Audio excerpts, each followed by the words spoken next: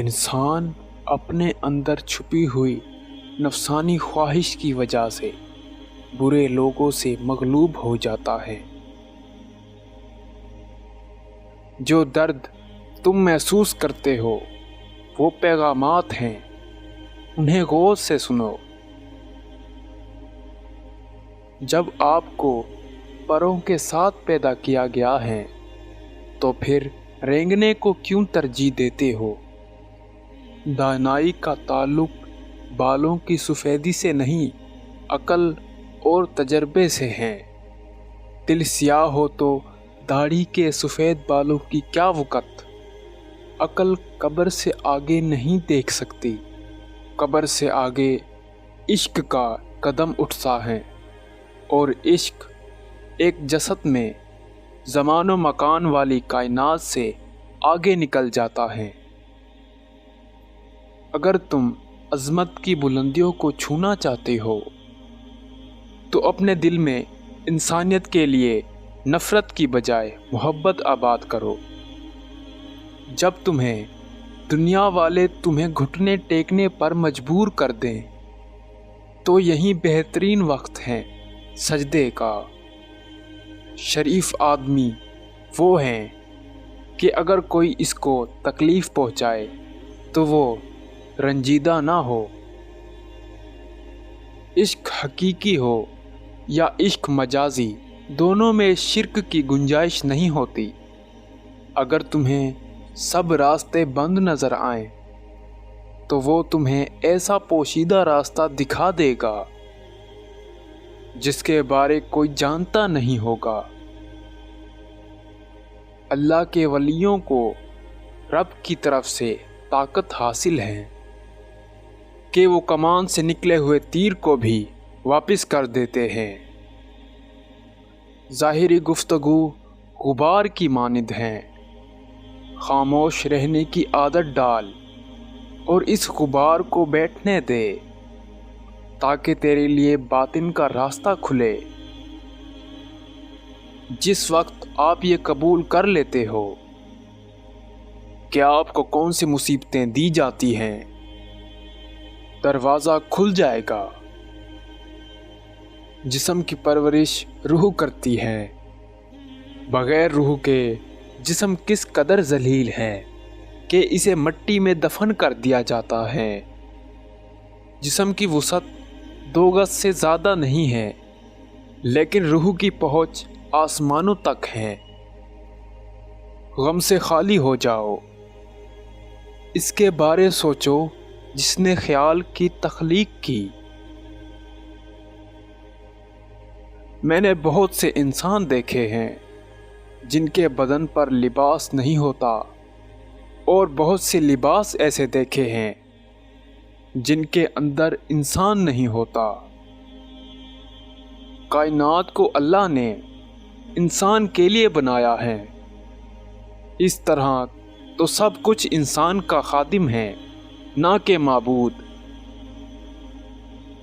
اگر تو چاہتا ہے کہ دن کی طرح روشن ہو جائے تو اپنی ہستی کو اپنے دوست کے سامنے جلا ڈال۔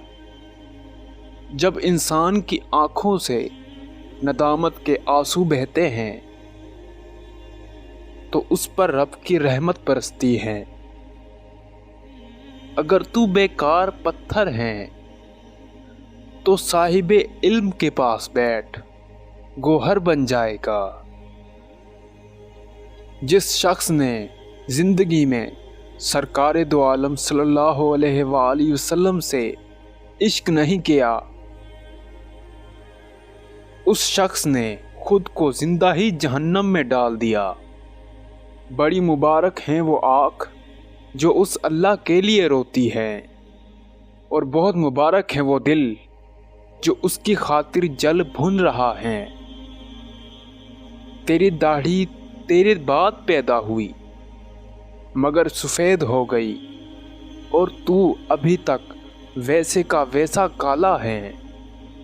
درویشوں کے علاوہ دنیا کے باقی لوگ بچوں کی مانند ہیں جو دنیا کے کھیل میں مگن ہیں۔ تھوڑی دیر کے لیے قبرستان جا और खामोशी से बैठ और उन बोलने वालों की खामोशी को देख। मस्जिद रक्स करने की जगह नहीं, मगर मैंने वहाँ जहालत को नाचते देखा है, नेकी और बदी के तस्वुर से। निकल कर आगे मकाम तक आ जाओ, मैं तुम्हें वहीं मिलूंगा। मौलाना रूमी रहमतुल्लाह अलैह से किसी ने पूछा, जहर क्या है? मौलाना रूमी रहमतुल्लाह अलैह ने जवाब दिया, हर वो चीज़ जो हमारी ज़रूरियात से ज़्यादा हो।